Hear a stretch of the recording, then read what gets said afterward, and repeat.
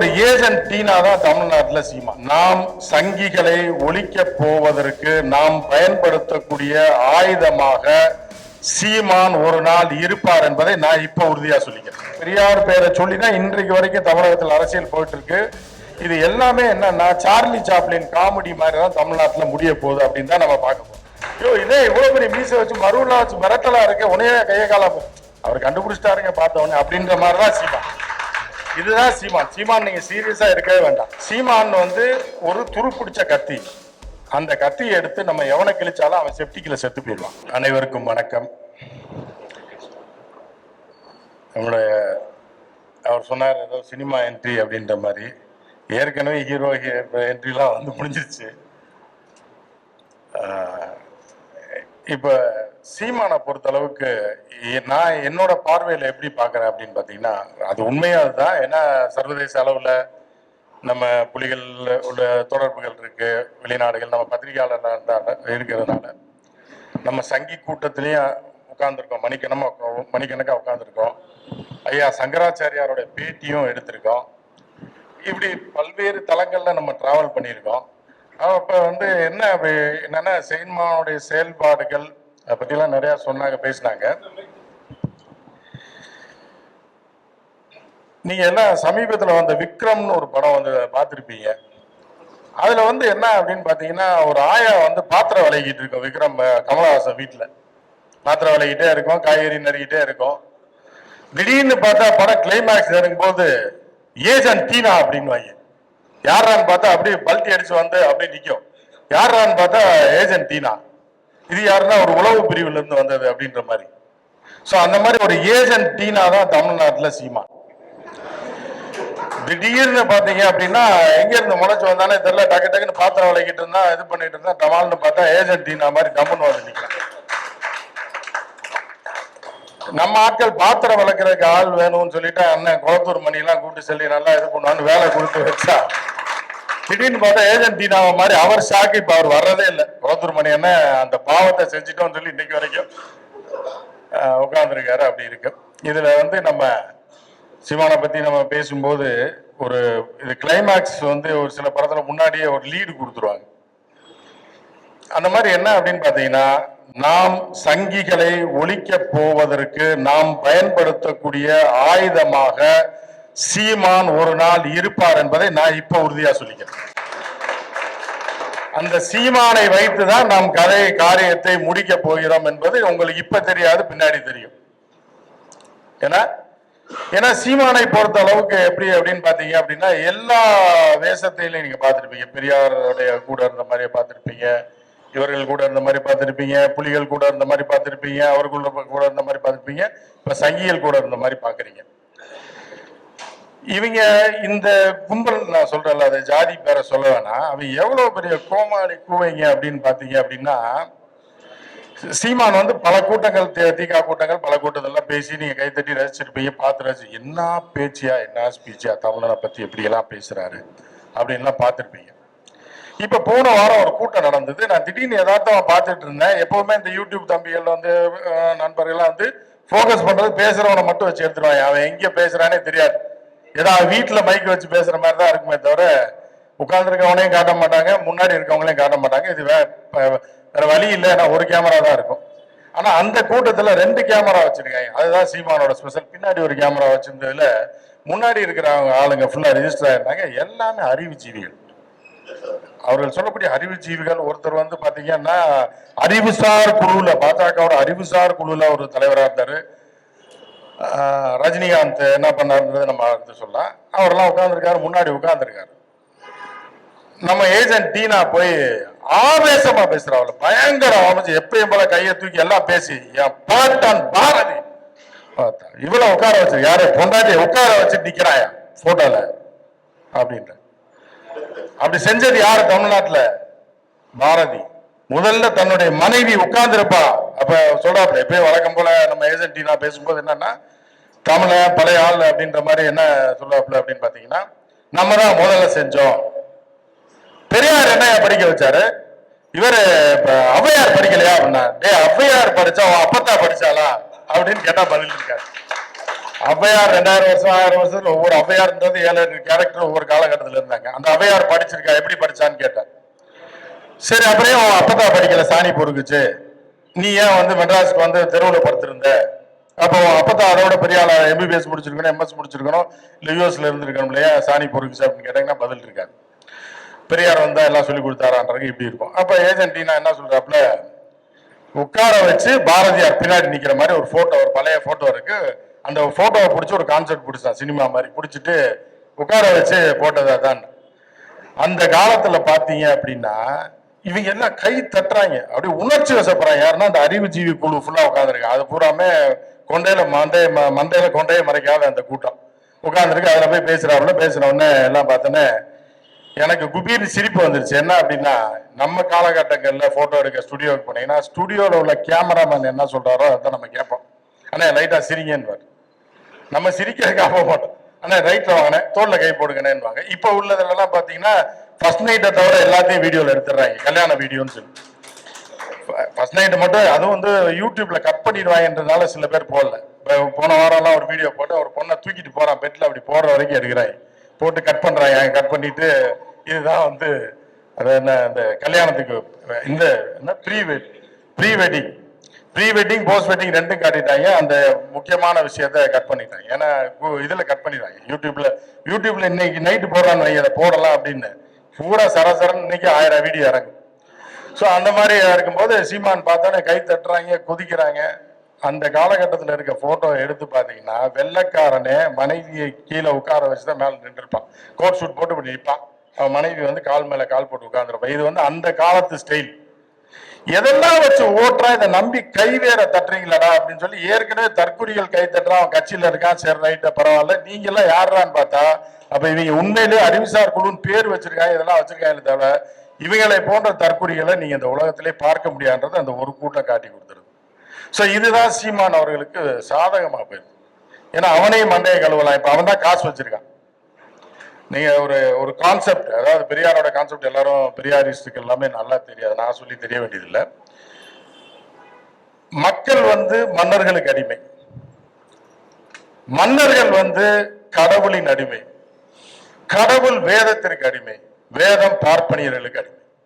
இதுதான் அந்த ஆர்டர். இந்த ஆர்டரை தான் திருப்பி அதை தான் என்ன பண்ணார் பெரியார் வந்து வேற வெட்டி விட்டார். என்ன வேற வெட்டிட்டார்னா, அந்த காலகட்டங்கள்ல மன்னராட்சி ஒளிந்து விட்டது. பெரியார் மன்னர்களை பத்தி எதை பேசினாலும் அவர் ஏற்றுக்கொள்ளவே மாட்டார்.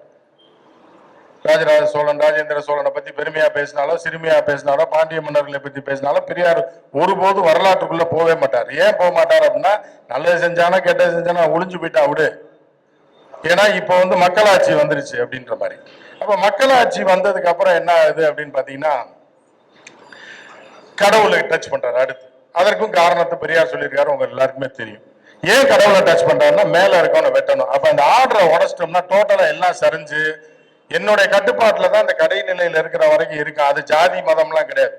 கீழே இருக்கவனை வந்து மன்னன் கட்டுப்படுவான். இப்ப நம்ம கவர்மெண்ட் கட்டுப்படுத்தப்பட்டவங்க, கவர்மெண்ட் கடவுளுக்கு கட்டுப்பட்டது. அந்த காலத்துல கடவுள் வந்து வேதத்தை கட்டுப்பட்டார், வேதம் வந்து பிராமணர்களுக்கு கட்டுப்பட்டது. இந்த ஆர்டரை கீழே தட்டி விட்டார்.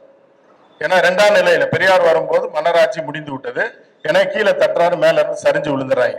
அதைத்தான் இன்று வரை அவர்களால் ஜீரணித்துக் கொள்ள முடியவில்லை. இவ்வளவு காலம் மேல இருந்து எல்லாத்தையும் கடைநிலை புழு வரைக்கும் கட்டுப்பாட்டுல வச்சிருந்தோம். இன்னைக்கு நம்மளை தட்டி விட்டாங்க, எல்லாமே இப்படி மேல ரிவர்ஸ்ல வளர்ந்துருச்சு. கடைநிலையில இருக்கிறவன் இன்னைக்கு நம்மை ஆட்சி செய்கிறான். அதான் நான் ஒரு வீடியோல கூட போட்டிருந்தேன். இன்னைக்கு மேயர் பிரியா அவர்கள் வந்து உட்கார்ந்துருக்காப்புல, ஆடியோ மட்டும்தான் வந்தது. அப்போ ஒரு பிராமணிய பெண்மணி, அந்த காலத்துலலாம் இப்போ பிரியா மாதிரி ஆட்கள்லாம் கேள்வி கேட்கறதுக்கே உள்ள விட மாட்டாங்க. இப்போ வந்து அப்படியே ரிவர்ஸ்ல போகுது. அந்த அம்மா கெஞ்சுற மாதிரி கேட்குது, அங்கே தூரத்துல நின்று நான் சொல்றேன் என்னை பேச விட மாட்டேங்கன்னு. அது எனக்கு மிகுந்த சந்தோஷத்தை அடையுது. அந்த அம்மா ஒரு முக்கிய ஆளு, என்னை பேச விட மாட்டேங்க. பிரியா சொல்றாப்புல, மாதத்துக்கு ஒரு முறை தான் உங்களுக்கு அனுமதி, நீங்க அடுத்த மாசம் வாங்கன்னு. இதை கொண்டு வந்தவர் பெரியார். இதை கொண்டு வந்தவர், இப்படி ஒரு நிலையை கொண்டு வந்தவர். அந்த ஒரு ஆடியோ மட்டும் தான் இருந்துச்சு, ரொம்ப சந்தோஷமா இருந்தது. அந்த அம்மா வெளிநடப்பு செஞ்சுட்டு போகுது. இது வந்து ரிவர்ஸ்ல இருந்தது.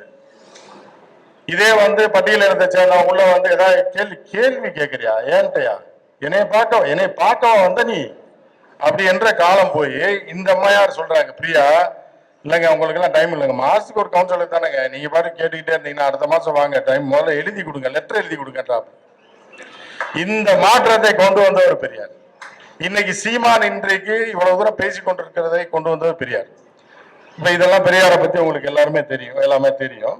அப்போ ஒரு பொண்ணு வந்து இப்ப எல்லாரும் அதான் பேசினாங்க, அந்த போன கூட்டத்துல பரதாலாம் போட்டு அடையாளம் இவங்களுக்கு எந்த என்னன்னா, அந்த பொண்ணு பரதா போடாம வந்தா மேடையில ஏத்த மாட்டாங்க, பரதா போட்டு வந்தாலும் முஸ்லீம் பிள்ளை ஆதரவா பேசுது அப்படின்ற மாதிரி அந்த பிள்ளை இறக்கி விட்டுருக்காங்க.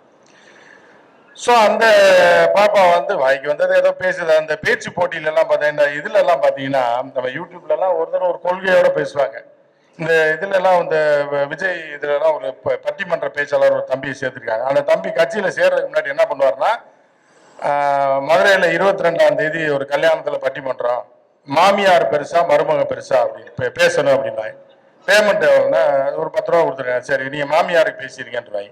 3 நாள் கழிச்சு இன்னொரு இடத்துல திண்டுக்கல்ல வரும், அதே பட்டிமன்றத்துல ஆனா மருமகளுக்கு பேசுற வரல என்ன பண்ற, நான் பேசுறேன் மருமகளுக்கு நான் பேசுறேன், அவங்கள மாமியாருக்கு பேச சொல்லுங்க. இதுதான் நீங்களோட கொள்கை. அந்த மாதிரி இந்த பிள்ளைய கூப்பிட்டு இறக்கி விட்டுருக்காங்க. இன்னைக்கு என்னமா பேசுற அப்படின்னோடனே அது விட்டு ஆட்டாருன்னு ஆட்டிருக்கு. அந்த பிள்ளைக்கு ஒரே ஒரு விஷயத்த நம்ம கேட்போம், உங்க நொன்ன வந்து சொன்னா என்னன்னா, எல்லாம் தாய் மதம் திரும்புங்கன்னு, நீ அப்படியே தாய் மதம் திரும்பிடுவியா? திரும்ப பார்ப்போம். வீட்டுல ஒரு செருப்பை கவ கொடுத்து ஒரு செருப்புல ஒண்ணு அடிப்பாங்க. நீ வீட்டுல போய் சொல்லி பாரு, எங்க அண்ணன் கொள்கை இதெல்லாம் அவன் மக்களை பற்றி மனிதர்களை பற்றி மதத்தை பற்றி என்ன கடந்த காலத்துல சொல்லியிருக்கானோ அதை உங்க வீட்டுக்கு தெரியுமா? வீட்டுல சொல்லிடுவியா? நீ தாய் மதம் திரும்புறியா? வா, நீ சொல்றதெல்லாம் நான் கேட்கிறோம். பெரியார எதுக்குறாயா? நான் நீ நாளைக்கு தாய் மதம் திரும்புவா, திரும்பிடுவியா? வேணே வந்து பாதி இஸ்லாமியர்களை கொண்டு அங்க உட்கார வச்சிருக்க. அவர்கள்லாம் யாரு அப்படின்னு சொல்லி அமீர் அப்பா சொன்னார். சோ இந்த மாதிரி வந்து இது ஒரு பக்கம், இதெல்லாம் ஒரு பக்கம் நம்ம ஜென்ரலா நடக்கிறத நம்ம பேசுறோம். இப்ப ஒரு சீரியஸான ஒரு விஷயத்த நம்ம எல்லாரும் நம்மளுடைய சந்ததிகளுக்கு பூரா விதைக்க வேண்டியது இருக்கு. என்ன அப்படின்னா, ஏன்னா இன்னும் இந்த லைன்ல பார்த்தா ஓகே, இன்னொரு லைன்ல சீமானுடைய கதை முடிந்து விட்டது, எக்ஸ்போஸ் ஆயிட்டாப்ல. 80% எக்ஸ்போஸ் ஆயிட்டு 20% தான் இருக்கு. சோ என்ன அப்படின்னு பாத்தீங்கன்னா, சீமானுக்கு முதலில் சீமான் வந்து ஒரு ஒரு கான்செப்ட், சினிமா மாதிரி ஒரு கான்செப்ட் வச்சு தமிழ்ல தூய தமிழ்லயே பேச வேண்டும். ஏன்னா சீமான் கூட நெருக்கமா அவர் கூட இருந்த ஆட்கள் பூராமே நமக்கு மிக நெருங்கியவர்கள் அப்படின்ற ஒரு கான்செப்ட்ல தான் சீமான் இறங்கும் போது என்ன ஆகுதுன்னா, சீமானுக்கு மிகப்பெரிய நெருக்கடி வருது. சீமான் நினைத்த அளவிற்கு பணம் கிடைக்கல. அப்ப வந்து உண்மையிலேயே ஒரு பற்றாளனா நம்ம இருக்கணும் அப்படின்ற மாதிரி இருக்கும்போது என்ன ஆகுதுன்னா, பிரபாகரன் அவர்கள் இறந்ததுக்கு பிறகு என்ன பண்ணாங்கன்னா, இதை வைத்து ஒரு மிக பெரிய அளவுல தொழில் பண்ணலாம். ஏன்னா ஈழத்துல இருந்தவர்களும் ஈழத்துல இருந்து சென்றவர்களும் பல நாடுகள் இருக்கவங்க நமக்கு பர்சனலா பழக்கம் இருக்காங்க. இன்னைக்கும் ஜெர்மன்லயும் பிரான்ஸ்லயும் அங்க வைத்திருக்க உண்டியல் இந்த மாசம் எவ்வளவு வசூலாச்சு, இவங்களுக்கு எவ்வளவு போச்சு, யார் யாரெல்லாம் கட் பண்ணியிருக்காங்க, யார் யாரெல்லாம் பணம் கொடுக்குறாங்கன்றது அவர்கள் கேட்டா சொல்லிடுவாங்க. இப்ப அது டோட்டலா கட்டு, 90% கட்டு. அதனாலதான் ஈழத்தமிழர் விவகாரத்தையும் தலைவர் விவகாரத்தையும் இப்போது எடுத்து பேசுவதே இல்லை. ஏன்னா இது இப்ப எல்லாம் ஃபண்ட் எல்லாம் கட் ஆயிடுச்சு. சோ இது இப்படி இருக்கு. சோ இப்ப என்ன பண்ணிட்டான்னா, சீமானை வைத்து ஒரு, ஏன்னா அது வந்து ஒரு தேச தொடர்பான ஒரு விவகாரம், ஒரு உளவுத்துறை தொடர்பான விவகாரம். அதுல என்ன அப்படின்னு பார்த்தா, நமக்கு இலங்கைக்கும் ஒரு மிகப்பெரிய ஒரு உறவும் இருக்கு. அதே நேரத்தில் இந்தியன் கவர்மெண்ட் இன்னொரு சைட்ல வேற ஒரு மாதிரியான, அது எந்த அரசு வந்தாலும் வேறு மாதிரியான ஒரு ஒரு கட்டுப்பாட்டை இலங்கையில செய்து கொண்டிருக்கும். அது இலங்கை தமிழர்களுக்கும் அமைப்புல இருக்கவங்களுக்கு எல்லாருக்குமே தெரியும். சோ அந்த வகையில என்ன பண்றாங்கன்னா, டிஃபேம் பண்றாங்க. எதை டிஃபைன் பண்றாங்கன்னா, வரலாறை அழிக்கணும். இப்ப ஏன் சீமான் பெரியாரை எடுத்திருக்கான்றது இது ஒரு காரணம். எப்படின்னு பாத்தீங்க அப்படின்னா, நீங்க வந்து 1950களில் பாத்தீங்கன்னா ரஷ்யால மிகப்பெரிய புரட்சி செய்து ரஷ்யாவை வந்து உலக அளவில் நம்பர் 1 நாடாக வைத்திருந்தவர் ஜோசப் ஸ்டாலின். சோ ஜோசப் ஸ்டாலினை வந்து வீழ்த்த வேண்டும் என்பதுதான் அமெரிக்காவோட ஒரு மிகப்பெரிய குறிக்கோள். அதுக்கு என்ன பண்ணுவாங்கன்னா, ஒரு கட்டத்தில் அவர் இறந்துட்டாரு. முடிஞ்சதுக்கு அப்புறம் என்ன பண்றாங்கன்னா, அங்க உள்ள கைகூலிகளை வைத்து அவர் சிலைகளை பூரா அப்புறப்படுத்துறாங்க. இன்னைக்கு வரை, இப்போ வரைக்கும் 2010 வரைக்கும் ஜோசப் ஸ்டாலின் சொந்த ஊர்ல இருக்க சிலையை வந்து சில கைகூலிகளை வைத்து அகற்றி இருக்கிறார் அந்த நாட்டிலேயே. அதே மாதிரி நீங்க சதாம் ஹுசேன் தெரியும், நீங்க எடுத்த உடனே பாத்தீங்கன்னா சதாம் ஹுசேனை பிடிச்ச உடனே என்ன பண்ணுவாங்கன்னா, அந்த ரோடு முக்குல இருக்க சதாம் ஹுசேனோட பிரம்மாண்டமான சிலையை கீழே தள்ளி விட்டுருப்பான் 20 வருஷத்துக்கு முன்னாடி. இப்ப எடுத்துக்கிட்டீங்கன்னா முஜிபுர் ரஹ்மான், இப்ப நீங்க பங்களாதேஷ்ல எடுத்துக்கிட்டீங்கன்னா ஒரு புரட்சின்ற பேர்ல அந்த சின்ன பையங்க பண்ண இதுல முதல்ல வந்து என்ன பண்ணுவானா, முஜிபுர் ரஹ்மான் சிலையை உடைச்சு விட்டுருப்பாங்க. அதற்கு காரணம் என்னன்னா, அந்த நாட்டுக்கு சுதந்திரம் வாங்கி கொடுத்தவர்கள், அந்த நாட்டு மக்களை கண்ணிமை போல் காத்து அவர்களை அடுத்த கட்டத்துக்கு கொண்டு வந்தவர்களை அழித்தொழிக்க வேண்டும் என்றால் அவர்களுடைய வரலாறுகளை அழிக்க வேண்டும். அந்த வகையில தான் பாத்தீங்க அப்படின்னா, நீங்க ரஷ்யாவா இருந்தாலும் சரி, எங்கே இருந்தாலும் சரி, எதிரிகள் என்ன பண்ணுவாங்கன்னா வரலாற்றை அழிச்சிருவான். ஈழத்திலே அதான் நடந்துச்சு. முதல்ல மக்களை கொள்வதற்கு முன்பு அந்த யாழ்ப்பாணத்துடைய நூலகத்தை கொளுத்தினார்கள். அங்கே ஏகப்பட்ட வரலாற்று புத்தகங்கள், ஆவணங்கள், கல்வெட்டுகள் எல்லாமே அழிஞ்சு போச்சு. அப்ப நீங்க இப்ப நீ நானும் ஒண்ணு வா மோதிக்குவோன்ற மாதிரி தான் இறங்குவாங்க. அந்த வகையில தான் இப்ப பெரியாரை வீழ்த்துவதற்கு அவர்கள் இறங்கி இருக்கிறார்கள். என்னன்னா பெரியார் பேரை சொல்லிதான் இன்றைக்கு வரைக்கும் தமிழகத்தில் அரசியல் போயிட்டு இருக்கு. இப்ப தன்னெழுச்சியே எத்தனை பேர் வந்திருக்கீங்க. நான் ஒரு புஸ்தக கண்காட்சிக்கு போயிருந்தேன். ஒரு பெரிய ஆள், ஒரு சினிமால இருந்து ஒரு டைரக்டர் தான். ஒரு 2 டைரக்டரை கூப்பிட்டுருந்தாரு, ஒரு டிவி ஓனரை கூப்பிட்டுருந்தாரு.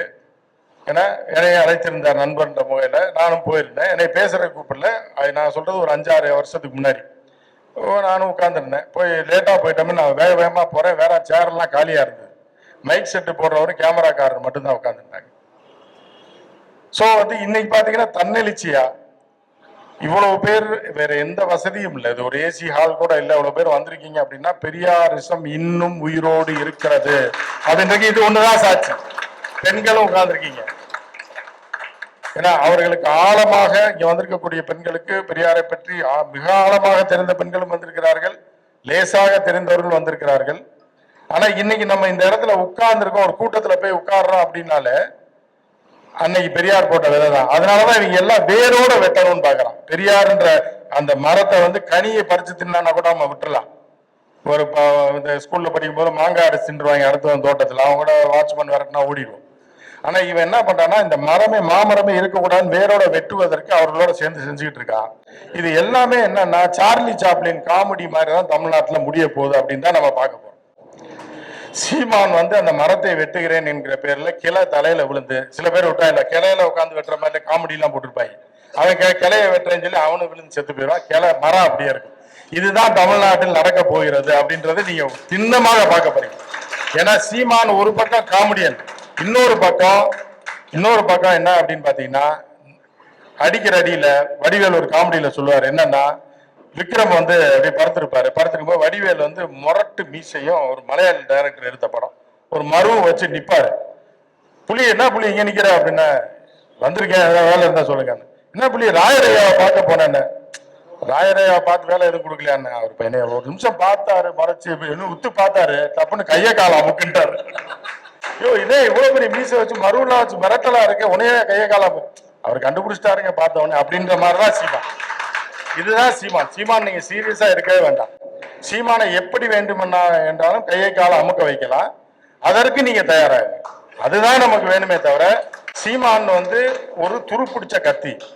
அந்த கத்தியை எடுத்து நம்ம எவனை கிழிச்சாலும் அவன் செப்டிக்ல செத்து போயிடுவான். புரியுதா உங்களுக்கு? அதனால நீங்க சீமான் என்கிற கத்தியை நீங்க கையில் எடுக்க பழகுங்கள். அதே சீமான் வச்சு இன்னும் 2-3 வருஷத்துல பாருங்க, சங்கிகளை என்ன கிழிக்கிறாப்புல. புரியுதா உங்களுக்கு? இது நடந்தே ஆகும். அவர்கள் வந்து ஒளிந்து போவார்கள். சீமானை நம்பி போனவன் பூராமே நாசம். ஏன்னா இன்னொரு அஜெண்டா என்ன கொடுத்தாங்கன்னா, பிரபாகரன் அவர்களுடைய புகழை குலைப்பதற்காக அவர் சமையல்காரர் ரேஞ்சுக்கு பில்டப் பண்ணி கொஞ்ச நாள் சுத்திட்டு இருந்தான்.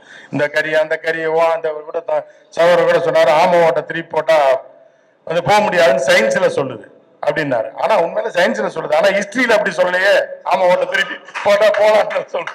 சீமானோட ஹிஸ்டரியில அப்படி இல்லை சொல்லுது அப்படின்ற மாதிரி இதையும் நம்பிக்கிட்டு இருக்காங்க. ஆமா இவ்வளவுதாங்க இருக்கு, இதுல ஒருத்தர் ஏறி உட்கார முடியுமாங்க? அதையும் நம்பிக்கிட்டு இருக்காங்க. கேட்டா வந்து பெரிய படகு மாதிரி இருக்கு ஆமை.